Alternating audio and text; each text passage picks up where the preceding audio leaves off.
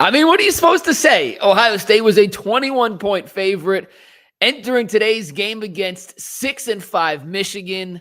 Ohio State had the more talent. They were the better coach team on paper. We'll get to that in a sec. I promise you, they had home field advantage. They brought back everybody for a chance to beat Michigan. They spent more money in NIL deals this offseason than some Major League Baseball teams spent. Hell, this roster at Ohio State, they cost more. They spent more money to put this roster together than the Guardians spent in free agency. And what does it come down to? What does it matter? They find a way to lose. 13-10, your final score. The play calling at times made no sense. Defensively, Ohio State made some key plays in the red zone, but it wasn't enough.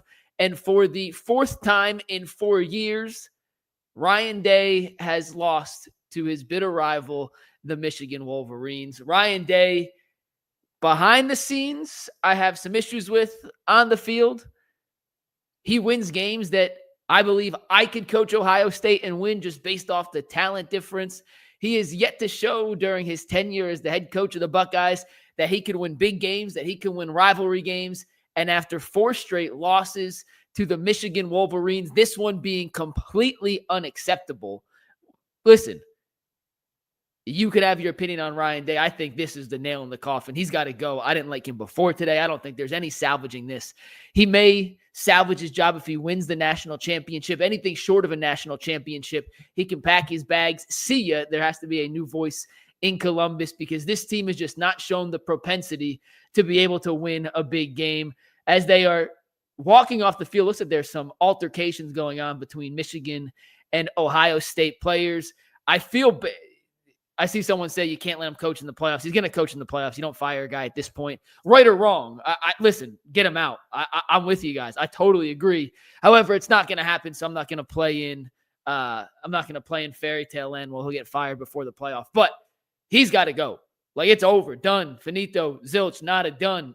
You lost to a team in Michigan this year that was 6-5, that lost their head coach to the NFL, that lost their starting quarterback, that lost almost all their offensive playmakers, that lost over 7 starters on defense. You lost to a walk-on senior quarterback named Davis Warren, who threw for 62 yards and 2 interceptions, no touchdowns. You have an offense with Will Howard, Quinshon Judkins, Travion Henderson, Carnell Tatum, Mecca Ibuka, Jeremiah Smith, G. Scott, an offensive line with 2 potential first-round picks, and you put up 10 points against this Michigan team? 10 points? Come on now. Come on. You lost to a Michigan team with Davis Warren at quarterback. If I told you before today, if I told you at 11:55, Michigan's going to throw for 62 yards, 62, 2 picks, no tutties. 62, no tutties, 2 picks, including 2 in the red zone. Ohio State wins this game by 50. But no excuses. 0, zilch, nada, nothing. It's over. It's done. Finito. I'm not going to pretend to sit up here and tell you I'm an Ohio State expert. And I'm not going to tell you that I know the ins and outs of Ohio State like I know the Browns and the Cavs. I do know one thing, though, and you don't have to be an Ohio State expert to see clear as day, no pun intended, and that's that Ryan Day's not it. He is not the coach to lead Ohio State back to the national glory of winning championships. National championships. Ross Bjork, their new AD. I know him pretty well. We worked together at A&M. Or I covered him when he was at A&M. He doesn't stand for mediocrity. He came in this season. He told us on the Ultimate Cleveland Sports Show, yeah, we know the expectations for Ryan Day. He's well aware of what he has to do to live up to the team that we have assembled here at Ohio State. And although Ohio State still is going to make the college football playoff and still technically has a chance to win the national championship, losing to Michigan when you had guys like Jack Sawyer and JTT come back because they hadn't won gold pants yet. And that's where their whole point was, nothing else matters. We have to beat Michigan, and you lay an effing stinker in front of your home crowd at the Horseshoe to Davis Warren and his 62 passing yards. Yeah, cry me a river. Cry me a river. And what Lou Holtz thinks about this game. Ryan Day was talking so tough after they beat Notre Dame last year. And he tried to run up the score against Indiana last week, and I'm all for that. I applaud that. I don't give a rat's ass if you run up the score in college football. If you're going to talk the talk, you better walk the walk. And Ryan Day, for someone who has talked the talk quite a bit, he ain't walked nothing against Michigan. And he has walked nothing when it comes to the biggest games in his Ohio State tenure. And frankly, and I'm someone who's not even a diehard Ohio State fan, frankly, that is unacceptable for a program that holds itself to the standard of Ohio State. It's time. It's over. It's done. He ain't the guy. And you saw down the stretch here. And listen, I understand the kicker missed 2 makeable field goals. That's not necessarily on Ryan Day. I understand the offensive game plan and some of the play calling left a lot to be desired. And you can say, well, Chip Kelly's calling the plays. Hey, Ryan Day gave up play calling and brought in Chip Kelly to do that. So you know what? I'm not letting Ryan Day off the hook for the offensive game plan.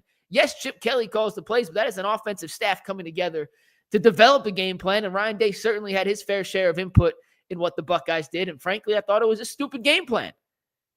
Will Johnson wasn't playing. He's the best cornerback in the Big Ten. And you have Jeremiah Smith, Carnell Tate, and Emeka Ibuka. And you didn't attack the outside. You kept trying to run it up the middle against this front for Michigan, which, despite the injury, still has Mason Graham, a top 10 pick in the upcoming draft, and 78, Kenneth Grant, who's another monster. Like, what are you thinking? What are you doing? You have Jeremiah Smith. He had 1 target in the second half. Maybe 0. I think it was 1. He might be the best player in the country. We had Dane Brugler on the Ultimate Cleveland Sports Show a couple weeks ago and said if Jeremiah Smith was eligible for this upcoming NFL draft, he'd be the number 1 pick. Kid's a freshman. He's so much better than any of the cornerbacks Michigan has, and you don't even try to target him? What are you doing? Emeka Ibuka, invisible in the second half.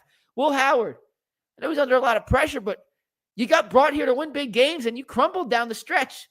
Will Howard's final stat line today, guys. 19 to 33 for 175 yards. He averaged 5.3 yards per attempt, turned into a check down Charlie, 1 touchdown, 2 interceptions. They ran the ball with their running backs 22 times for 67 yards. They averaged 3 yards a catch. It's just not good enough. It's not good enough. At the end of the day, and I wholeheartedly believe this more in college than the NFL, at the end of the day, it falls on your head coach to get your team up and ready to play in the biggest games.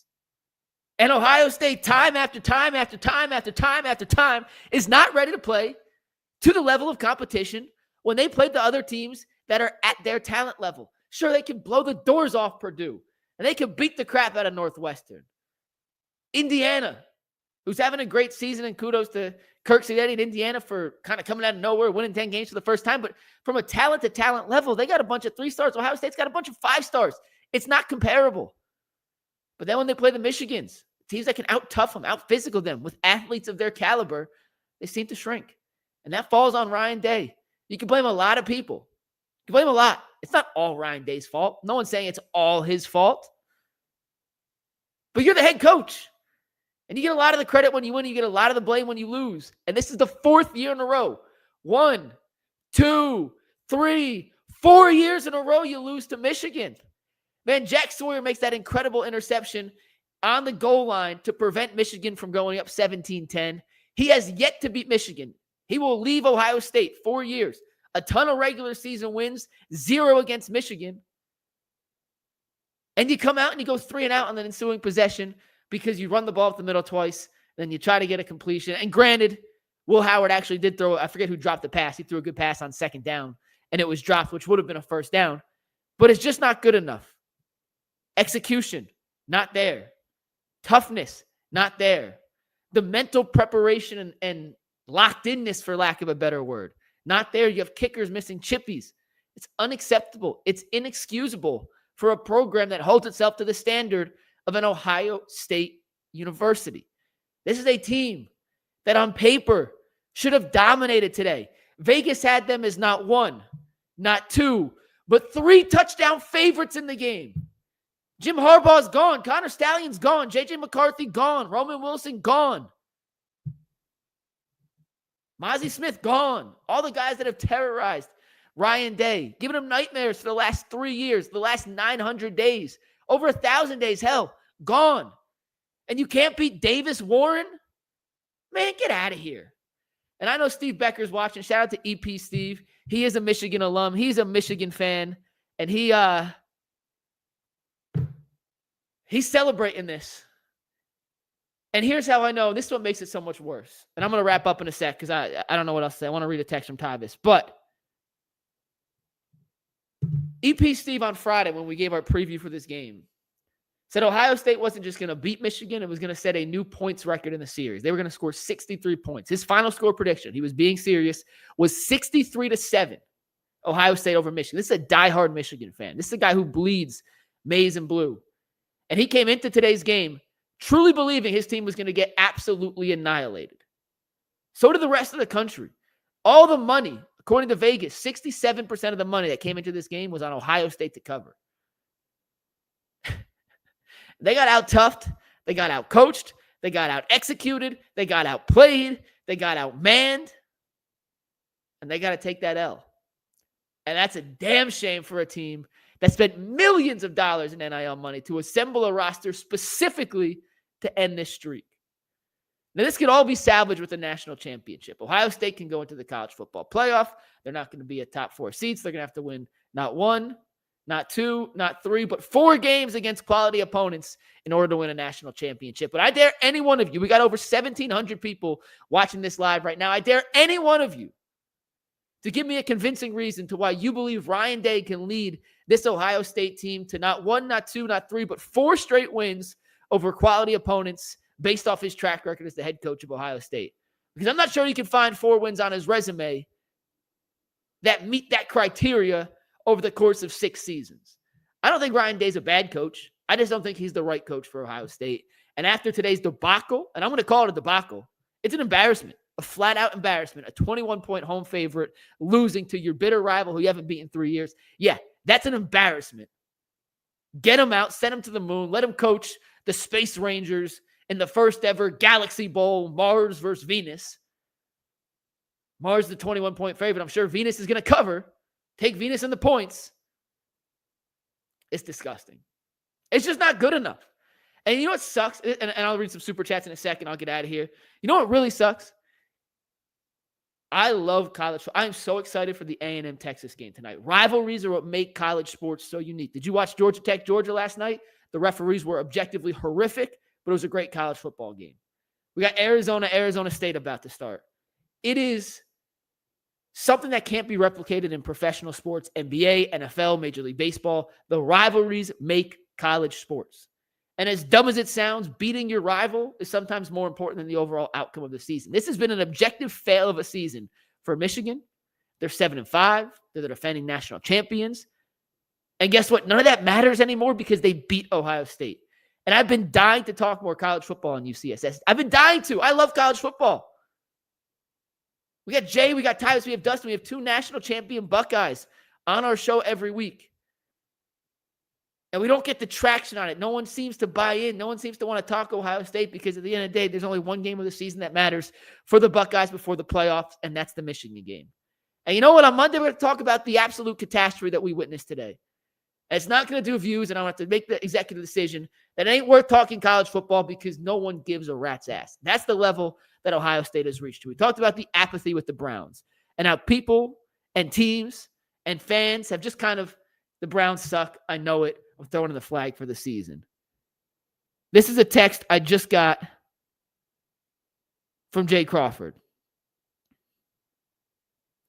Quote, Tyvis, it takes a lot for me to not give a bleep about the Ohio State Buckeyes. This one was easy. Don't give a bleep over a good man and expect karma dogs to sit pat. At least he's gone now. Peace. If you've lost Jay Crawford, you've lost everybody. And I don't blame him one bit. We got 6 super chats. First one, Nathan S. says, fire Day. Second one, Big Daddy Dubs. Ryan Day is the worst coach in college football. Baber FN says, Ryan Day and the kicker, don't let him on the bus. I got you. Don't worry. I was able to decipher what you meant.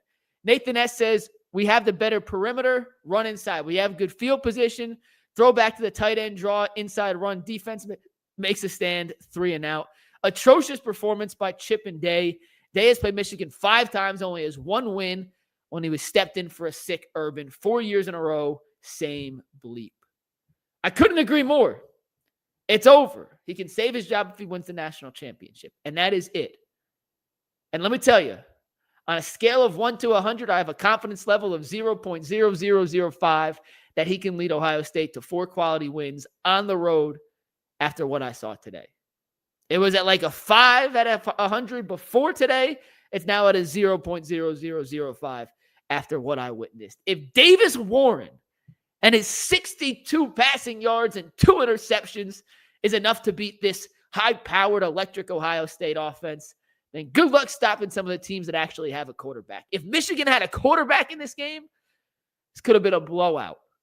The only reason it was close is because Davis Warren is a 5th-year walk-on, and Michigan doesn't trust him to throw the ball more than 5 yards down the field. Think about that. You lost to essentially an option team. Nathan says even a natty shouldn't save him. If he wins the national championship, you're not going to fire him. But your premise, I don't think, is way off. We'll talk about this game more in depth with some Buckeye legends throughout the week. We got Jay, Jason, Bull, and G on Monday. We have to have Tyvis zoom in here to give us his thoughts because just a disgrace. No cheating, no allegations, no excuses. Ohio State got beat by the better football team today, and this may be the nail in the coffin for Ryan Day's tenure as the Ohio State head coach. Appreciate y'all tuning in. We'll see you on Monday. Peace.